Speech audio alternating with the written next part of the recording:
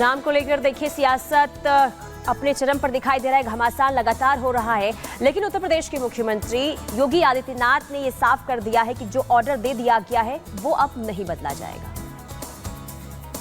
और चलिए अब बात करते हैं योगी का ऑर्डर लाउड एंड क्लियर। अब बीजेपी ने अपना एजेंडा बिल्कुल क्लियर कर दिया है और बीजेपी ने तय कर लिया है कि वो अब फ्रंट फुट पर ही खेलेगी। आप देखिए पश्चिम बंगाल में शुभेंदु अधिकारी, असम के सीएम हेमंता बिस्वा शर्मा का बयान, उधर यूपी उत्तराखंड राजस्थान की सरकारों की जिस तरीके के एक्शन देखने को मिल रहे हैं उससे साफ हो गया है कि बीजेपी अब फ्रंट फुट पर खेलेगी और विपक्ष सवाल उठाएगा। लेकिन सबसे बड़ा सवाल यह है कि आखिरकार बीजेपी को रिवर्स गियर पर वापस क्यों लौटना पड़ा। इस रिपोर्ट में आपको समझाते हैं। उसकी हर साजिश का जवाब अब उसी की भाषा में मिलेगा।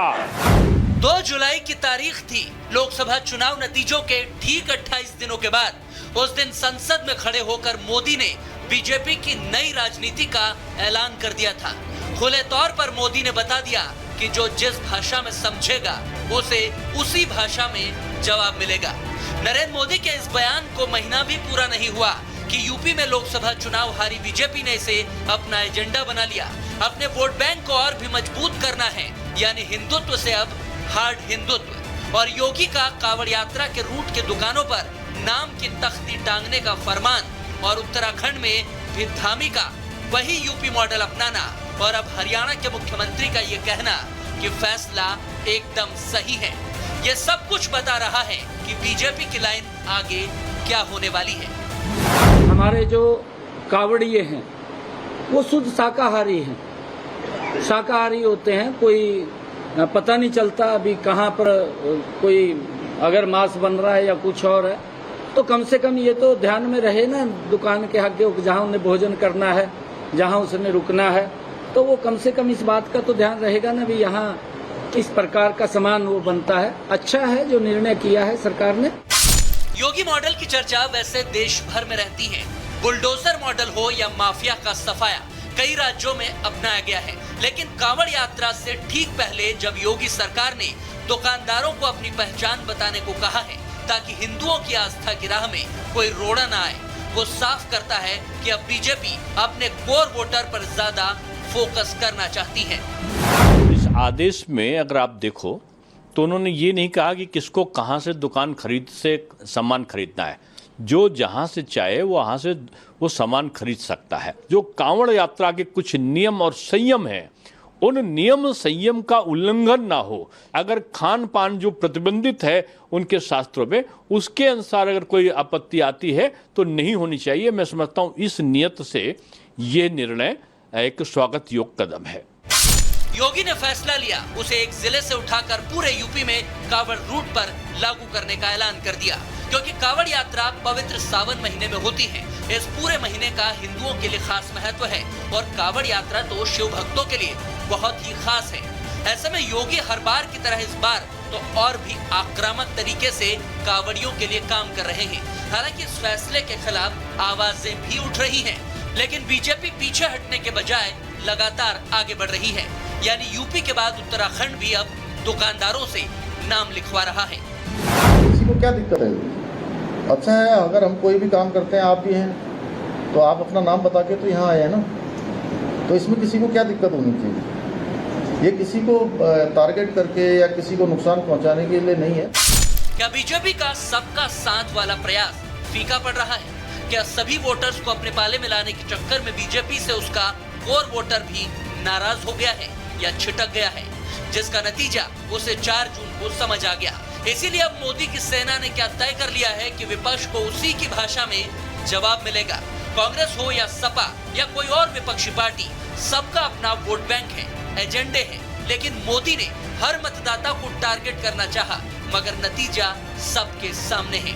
इसीलिए अब इशारों इशारों में मोदी का ये बयान बता रहा है कि जो जैसा करेगा उसको वैसा जवाब देंगे। हमला तो कांग्रेस पर था, पर क्या निशाना कहीं और है? जिस तरह इकोसिस्टम ने ठान लिया है कि देश की विकास यात्रा को रोक देंगे, देश की प्रगति को डिरेल कर देंगे, मैं आज इकोसिस्टम को बता देना चाहता हूं उसकी हर साजिश का जवाब अब उसी की भाषा में मिलेगा। बीजेपी की राजनीति हिंदुत्व के इर्द गिर्द घूमती रही है, उसी को बूम दिलाया मोदी ने। फिर आए योगी।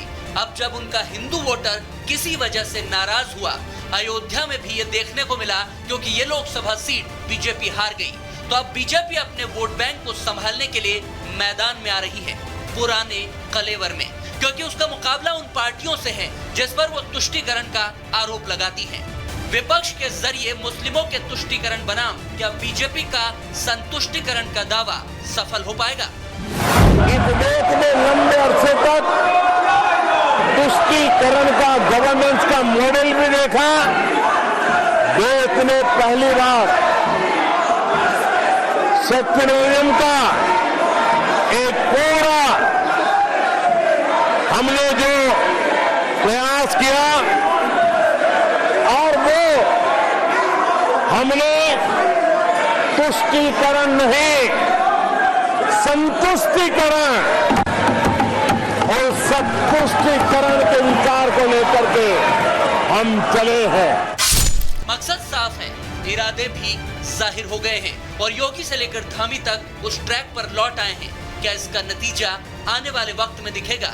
क्या बीजेपी की राजनीति फिर पुराने अवतार में दिखेगी, जहां हिंदू हित सर्वोपरि होगा?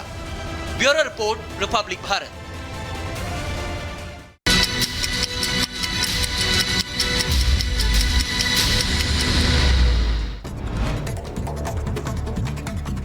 और अब रुक करेंगे 2 मिनट में भारत का। यूपी के बहराइच में उफान पर घाघरा नदी है। घाघरा बैराज से छोड़ा गया 2.5 लाख क्यूसेक पानी। टापू पर फंसे किसानों को रेस्क्यू किया गया।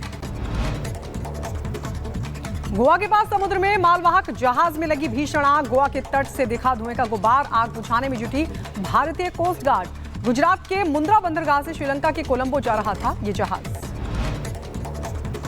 फिरोजाबाद में कपड़े की दुकान में लगी भीषण आग। आसपास से इलाके में मचा हड़कंप। फायर ब्रिगेड की कई गाड़ियां आग बुझाने में जुटी। जौनपुर में प्रशासन का चला बुलडोजर। आपको बता दें, हटाया गया अवैध अतिक्रमण। कार्रवाई से अतिक्रमणकारियों में मची खलबली। दिल्ली एयरपोर्ट से सीआईएसएफ ने विदेशी नागरिक को किया गिरफ्तार। 39 लाख की दवाइयां बरामद की गई। कजाकिस्तान का बताया जा रहा है यात्री। पूछताछ लगातार जारी है। उत्तर प्रदेश के बुलंदशहर में ड्रग्स के खिलाफ पुलिस की बड़ी कार्रवाई। 50 लाख रुपए की ड्रग्स के साथ 2 तस्कर गिरफ्तार। बस से अफीम की करते थे ट्रांसपोर्टेशन। जम्मू में बढ़ाई गई सेना की ताकत। आपको बता दें कि हमला लगातार हो रहा था, जिसके बाद सेना अलर्ट मोड पर है। 500 पैरा कमांडरों को तैनात किया गया है। अयोध्या की सुरक्षा परख रही एनएसजी। श्री राम जन्मभूमि मंदिर पहुंची टीम। अयोध्या की सुरक्षा में तैनात की गई एनएसजी कमांडोज की टीम। गोंडा ट्रेन हादसे के बाद ट्रेन सेवाएं फिर से शुरू कर दी गई है। 32 घंटे के बाद रेल परिचालन पूरी तरीके से बहाल हुआ है। हादसे